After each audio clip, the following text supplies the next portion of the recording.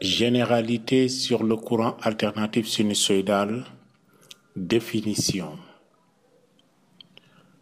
Un courant alternatif sinusoïdal est un courant dont l'intensité est une fonction sinusoïdale du temps, de la forme I égale sinus oméga t plus phi ou I égale Im cosinus oméga t plus phi, avec Im intensité maximale, oméga égale 2π sur t, la pulsation en radians par seconde, t, la période du courant sinusoïdal en secondes, oméga t plus phi, la phase à l'instant t en radians, phi, la phase à l'origine en radians. Voici une représentation d'une fonction sinusoïdale, donc de l'intensité en fonction du temps. Nous avons ici la période, l'intervalle de temps qui sépare deux maximums consécutifs, l'écartement le plus grand comme étant l'amplitude maximale, qui est une grandeur toujours positive.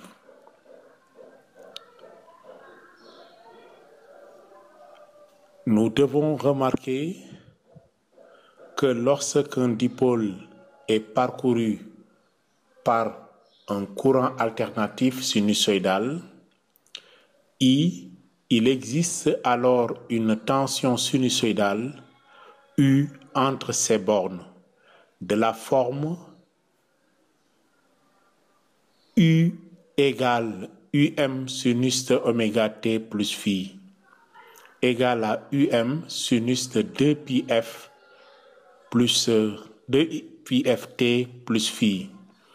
Donc tout dipôle traversé par un courant alternatif, en ces bornes règne une tension alternative. Alors, quelle est l'influence de l'amplitude UM, de la fréquence et de la phase à l'origine sur la courbe de la tension alternative? Alors, nous avons ici une tension alternative qui est représentée U de t égale UM cosinus de 2πft plus phi. Nous souhaitons voir l'influence des grandeurs UM, F et phi. Commençons par la grandeur UM qui constitue l'amplitude du mouvement. L'amplitude de la tension sinusoïdale, augmentons sa valeur et donc voyons comment donc, la courbe est modifiée. On peut diminuer pour voir et régler ici l'amplitude à 9,3. Quant à la fréquence, qui est l'inverse de la période, l'intervalle de temps qui sépare deux minimums consécutifs, sa modification, son augmentation resserre la courbe. Quand la fréquence augmente, la période diminue et inversement. Alors, quant à la valeur de phi, elle détermine la manière dont la courbe débute à l'origine. Voyons, son augmentation déplace l'origine de la courbe.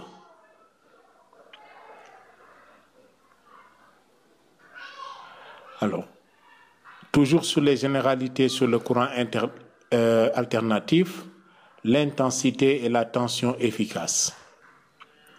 L'intensité efficace, I, d'un courant alternatif sinusoïdal et I efficace égale IM, intensité maximale sur racine de 2. De même, la tension efficace U d'un courant alternatif sinusoïdal et U efficace égale UM, U maximale sur racine de 2. Nous ferons remarquer qu'en courant alternatif, l'ampèremètre et le voltmètre mesurent les valeurs efficaces. Les valeurs maximales sont mesurées par l'oscilloscope.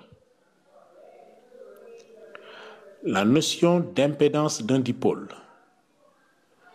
L'impédance d'un dipôle parcouru par un courant alternatif sinusoïdal d'intensité efficace I, où règne entre ces bornes une tension alternative de valeur efficace U, est donnée par la relation Z égale U efficace sur I efficace, et aussi c'est égal à U max sur I max.